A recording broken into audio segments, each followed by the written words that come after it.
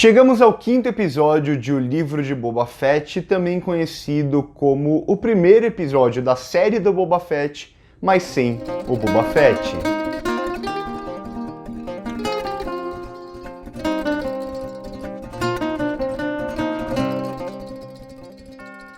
Bom, como eu já havia dito no episódio passado, né, eu acho que tinha ficado muito claro ali no final do episódio, quando a Fennec fala que eles podem encontrar pessoas para ajudar, um exército para ajudar com dinheiro, e começa a trilha sonora de The Mandalorian, ficava claro a aparição do Din Djarin aqui. Então vai ser um episódio sobre o Din Djarin fora da série dele. E isso é muito interessante de ver, né? No contexto geral, é um episódio relativamente simples, então é basicamente posicionar o Din Djarin, né, ou Mando, vou chamar ele de Mando, que eu acho que é mais fácil, posicionar o Mando na posição dele ajudar o Boba Fett. Então, na posição que a gente esperava ele no episódio passado. Boba Fett precisa da ajuda dele, ele vai ajudar o Boba Fett porque ele é um caçador de recompensas. E aí o que esse episódio vai fazer é basicamente mostrar aonde ele tá após o final da segunda temporada de The Mandalorian, até chegar para ajudar aqui o Boba Fett. Então é um episódio meio simples, mas que eu achei interessante, tem algumas coisas interessantes a se comentar. Para mim o que parece mais interessante é porque a gente vai ter correndo várias séries ao mesmo tempo aqui. Então a gente tem o livro de Boba Fett, que não tem confirmado se vai ter mais temporadas ou não, mas eu começo a achar que sim. A gente tem The Mandalorian, a gente vai ter a série da Ahsoka, a gente vai ter Rangers of the New Republic, então são várias séries que vão correr lado a lado e que provavelmente vão se cruzar bastante. O Dave Filoni ele faz isso muito bem, ele sabe como introduzir personagens que ele gosta em outra série, esse tipo de coisa que ele gostava de brincar com as animações, ou em Rebels trazer personagens de Clone Wars, coisas do tipo. Então eu acho que ele vai conseguir se divertir bastante fazendo essas coisas aqui. A gente vai ter muitos personagens que vão poder se cruzar o tempo inteiro. O Jon Favreau também sabe fazer isso muito bem, já trabalhou no universo Marvel e tal. Então vai ser interessante ver como essas séries de Star Wars em live action vão se entrelaçar, criar crossovers, coisas do tipo. E aqui eu participei até de um podcast na semana passada do Oficina Geek, dos meus amigos da Oficina Geek, que foi bem legal e a gente especulou muito sobre quem é esse exército. Vai ser só o Din Djarin, né, que vai ser a ajuda aqui para o Boba Fett, para Fennec, ou vai ter mais gente? Então a série ela abre uma oportunidade talvez de trazer novos caçadores de recompensa que o próprio Dave Filoni gosta, lá que ele tinha criado lá em Clone Wars. Ou a gente abre a possibilidade até de trazer clones sobreviventes, como o Rex, que era algo que o Temuera vinha falando que queria interpretar, clones como o Rex e tal. Ele vai estar bem velhão se o Rex vier aparecer, por exemplo, mas por que não, né? Então isso é o que me deixa mais interessado para os próximos 2 episódios, como eles vão resolver essa guerra e se vai ter mais gente nessa galera do Boba Fett, se eles vão contratar mais pessoas, se sim, as minhas apostas estariam ligadas a caçadores de recompensa, obviamente, que sempre que envolve dinheiro, e talvez a clones também. Dito tudo isso, vamos aqui para o episódio que começa ali com o Din Djarin, né, com o Mando fazendo o que ele sempre fez, né, caçando uma recompensa que é só para introduzir o personagem e principalmente para mostrar ele usando o Darksaber aqui. E isso é interessante, é importante porque tem essa ligação muito forte do sabre com os Mandalorianos e também o sabre que tem quase uma vida própria, né? O sabre que é um dos sabres mais importantes, justamente por trazer o Mandaloriano, o Jedi do clã Vizsla, o Tarre Vizsla e tal, toda essa história que quem é fã de Star Wars provavelmente já conhece, mas que eles vão trazer aqui de volta justamente para ressaltar o poder do sabre, para Mandalore e para o povo mandaloriano, para ressaltar também o clã Vizsla, né, que segue vivo e é um dos clãs, ou talvez o clã mais imponente, mais importante na história de Mandalore, para retornar também ao Purgo, né, ali, o que aconteceu com Mandalore e por que alguns sobreviveram e a maioria não. Então são várias coisinhas que quem já assistiu, principalmente Clone Wars, mas também um pouco ali em Rebels, sabe bastante. Eles já tinham dado uma passada em The Mandalorian, mas aqui eles vão mais a fundo, trazendo até ali um pequeno flashback do Purgo e do Império destruindo Mandalore, esse tipo de coisa, para deixar mais claro para quem está começando a acompanhar séries de Star Wars por essas séries em live action. Então o Mando ele vai ter que aprender a lidar com essa arma tão poderosa agora que ele tem em mãos, a ponto dele, na primeira batalha que a gente vê, pelo menos, né,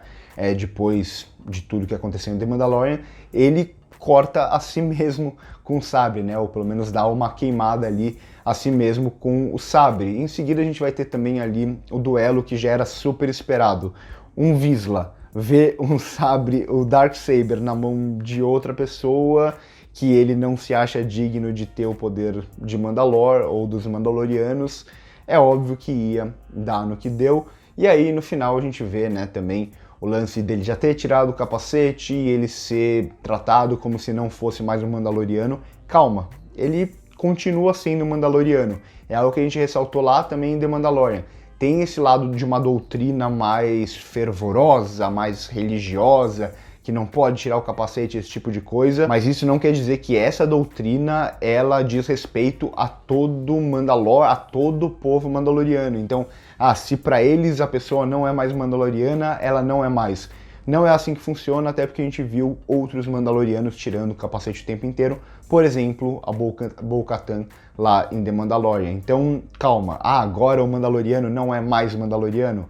Não. Ele não é para a visão dessa turma aqui. Mas para os Mandalorianos em geral, ele continua sendo um Mandaloriano por ter sido aceito dessa forma, como a gente viu lá em The Mandalorian. E aí, claro, depois disso, a série precisava de uma desculpa para levá-lo a Tatooine, e eu acho que eles acham aqui uma boa desculpa, que é justamente trazer uma nova nave para esse personagem, já que a gente viu lá na segunda temporada de The Mandalorian que a Razor Crest foi completamente destruída, então a gente vai ter aquilo que a gente já está muito familiarizado, a mecânica ali, construindo uma nave, a relação dele com a mecânica, a relação com os Jawas, aí ela vai contar umas piadinhas, tem algumas piadinhas, né, nesse episódio. Eu confesso que a que eu mais gostei foi justamente a quando ele vai embarcar para Tatooine, ele tem que deixar todas as armas dele ali, ele vai deixar praticamente tudo, porque ele é só arma.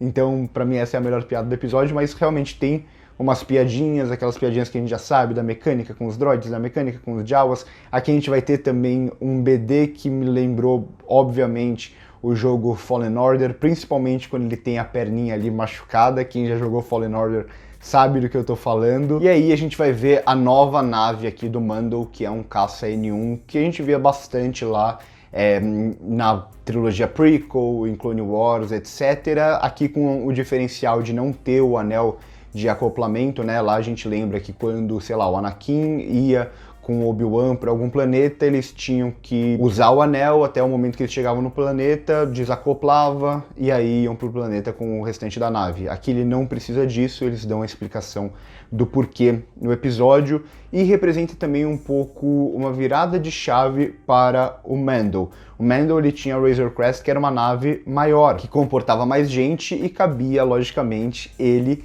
e o Grogu, né? Ele e o Baby Yoda. Agora ele vai para uma nave que é muito mais solo. Então é essa virada de chave pro personagem também, que sente falta do Grogu, que vai agora, mais uma vez, ver se tá tudo bem com o Grogu, essa relação meio paternal mesmo que eles criaram. Vamos ver se eles vão mostrar isso acontecendo ou se vão deixar para a terceira temporada de The Mandalorian e o personagem só vai voltar para cá depois. Mas eu gosto quando acontece esse tipo de coisa, quando você pega uma nave e essa nave ela representa o personagem, por exemplo, e é o que vai acontecer aqui, ou a mesma coisa com o Darksaber, o quanto o Darksaber representa para ele nesse episódio, a relação dele com a arma, a relação dele com os Mandalorianos. Então é um episódio relativamente simples, né, em questões de história mesmo, de avanço da história, de avanço narrativo, mas que introduz o personagem para usar ele aqui nessa série, traz de volta elementos que a gente já está familiarizado e que o público que talvez não esteja gostando tanto de O Livro de Boba Fett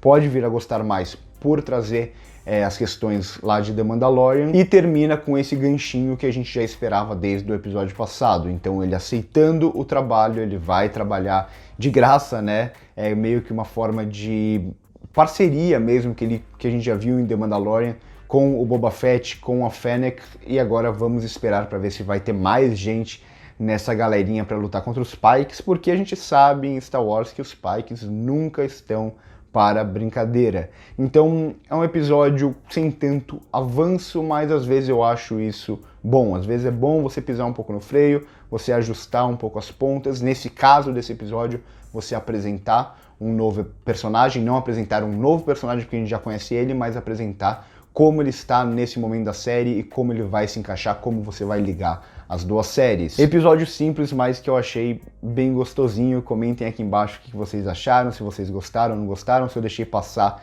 alguma coisa. Não me aprofundei tanto nas questões de Mandalore, na questão do clã Vizsla, esse tipo de coisa, mas se vocês tiverem dúvida a respeito disso, comentem aqui embaixo que a gente pode conversar sobre. Curte o vídeo se gostou, se inscreve no canal se ainda não é inscrito e fale aqui embaixo o que vocês acham que vai acontecer. Vocês acham que vai ter um exército ao lado deles? Se tiver, quem vai ser esse exército? Por hoje é isso e corta.